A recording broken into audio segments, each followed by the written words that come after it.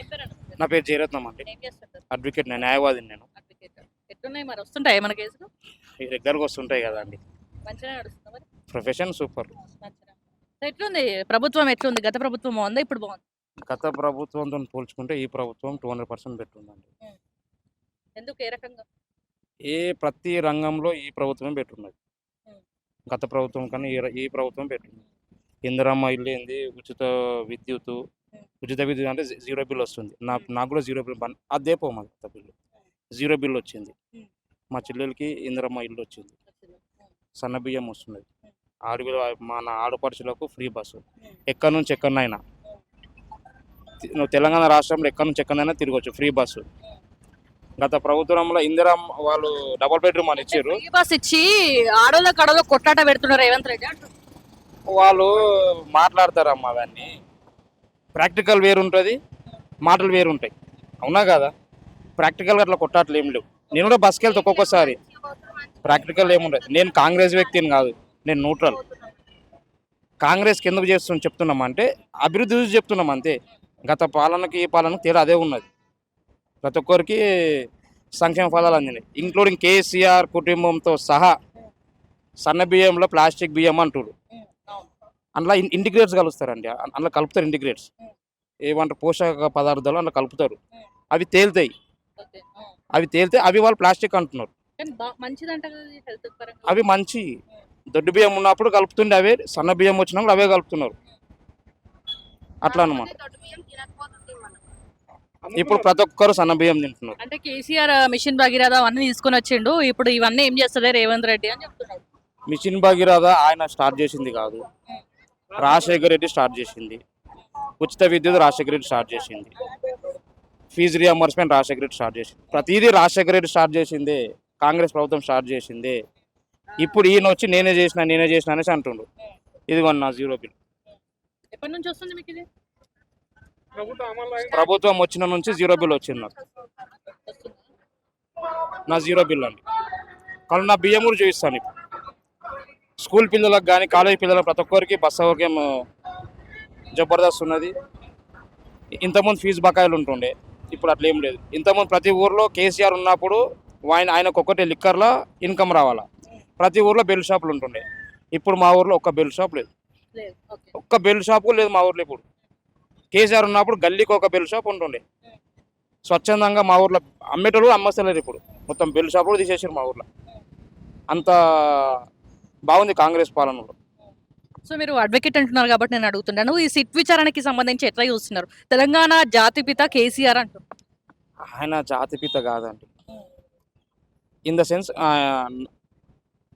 2001లో ఆయన స్థాపించింది. ఎందుకోసం స్థాపించిందండి?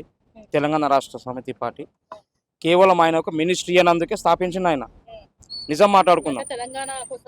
తెలంగాణ అవన్నీ మాట్లాడి 99లో జై తెలంగాణ అని ఇంద్రెడ్డి గారు పెట్టారు, మన సబ్జిందర్ రెడ్డి వాళ్ళ హస్బెండ్, మాజీ హోంమంత్రి గారు. ఆయన జై తెలంగాణ పార్టీ పెట్టిండు.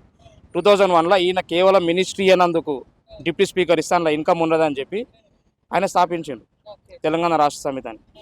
రాజశేఖర్ రెడ్డి ఉన్నప్పుడు చూడండి, ఎప్పుడైనా ఆయనకు డబుల్ డిజిట్ దాటిందా? 55 సీట్లు పోటీ చేసిన, పట్టిన 10 సీట్లు రాలేదు. కేవలం ఆయన కుటుంబం బాగు కోసమే. ఇప్పుడు మీరు చూసుకొని వాళ్ళ ఆస్తులు చూసుకోండి, 2004లో వాళ్ళ ఆస్తులు ఎంత ఉన్నాయి, ఇప్పుడు వాళ్ళ ఆస్తులు ఎంత ఉన్నాయి.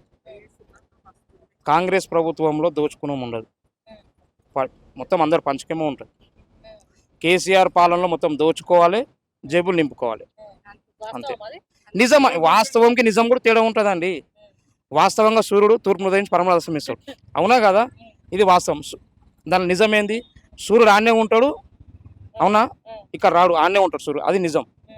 నిజంగా కాంగ్రెస్ ప్రభుత్వంలో ఉన్న ఆ సంక్షేమం కానీ అభివృద్ధి కానీ ఎక్కర్లేదు.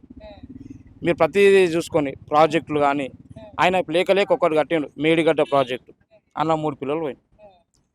3 పిల్లర్లు కూలిపోయిన. ఇంతవరకు ఆయన ఇట్లా కమిషన్ల కోసం కకృతి పడి చేసినదంతా. కాంగ్రెస్ ప్రభుత్వం 2% పార్టీ అధికారంలోకి వచ్చినాక కేసీఆర్ అన్నారు, పాలిచ్చే ఆవును వదిలేసి దున్నపోతుని తెచ్చి పెట్టుకురు అనేసి అని అన్నారు. ఆయననే దున్నపోతండి, పాలిచ్చే ఆవే కాంగ్రెస్. ఆయన ఎట్లా అంటే పాలిచ్చే ఆవు అంటే మొత్తం సంపాదించుకోవాలి కదా. కేటీఆర్ ఏంది, హరీష్ ఏంది, కేసీఆర్ ఏంది, వాళ్ళ ఇంకో మనుషులు సంతోష్ కుమార్, వాళ్ళందరిది మొత్తం జేబులు నింపుకోవడమే తప్ప ఇంకోటి ఉండదు.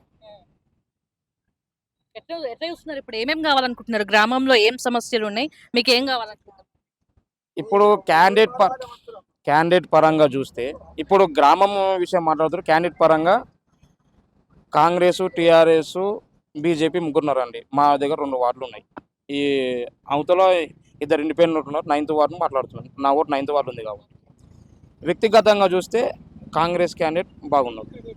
ఎందుకంటే ఆయన 2 సార్లు, ఒక్కసారి ఉప సర్పంచ్ చేసిండు. ఉప సర్పంచ్ చేసినప్పుడు ఇప్పుడు ఈ రోడ్ ఆయన పీరియడ్లోనే అయింది.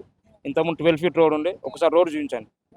ఇంతకుముందు 12 ఫీట్ రోడ్ ఉండే, ఇప్పుడు 20 ఫీట్ రోడ్ అయింది. స్ట్రీట్ లైట్లు పడ్డాయి, నల్ల కనెక్షన్ వచ్చింది, డ్రైనేజ్ సమస్య ఉన్నది. అంటే ఇప్పుడు ఫస్ట్ టైం ఇది మున్సిపాలిటీ అయింది. మున్సిపాలిటీ అండి, ముఖ్యంగా పాలక వర్గం చేయాల్సిన పని 4: నీరు, మోరి, లైటు, రోడ్. ఈ 4, అంతమించి వాళ్ళ పని ఏమి ఉండదు. ఈ 4 ఇప్పుడున్న క్యాండిడేట్ చేయించిండు కూడా. లైట్లు, రోడ్డు, నీరు, మోరి, అండర్ గ్రౌండ్ డ్రైనేజ్ చేసిండు, లైట్లు వేయించిండు, రోడ్ ఆయన వేయించిండు, ఒకసారి వార్డ్ నెంబర్ చేసిన ఆయన. సో ఈ ముగ్గురు క్యాండిడేట్లతో పోలిస్తే ఈయననే బెటర్ కొద్దిగా. కాంగ్రెస్ పార్టీ వచ్చినాక మంచిగా ఉన్నారు. నేను న్యూట్రల్ అండి, ఏ పార్టీ కాదు. కాకపోతే ఏంటంటే వ్యక్తిగతంగా కాంగ్రెస్ పార్టీ వచ్చినాకనే అభివృద్ధి జరిగిందని చెప్తున్నాను నేను. Thank you.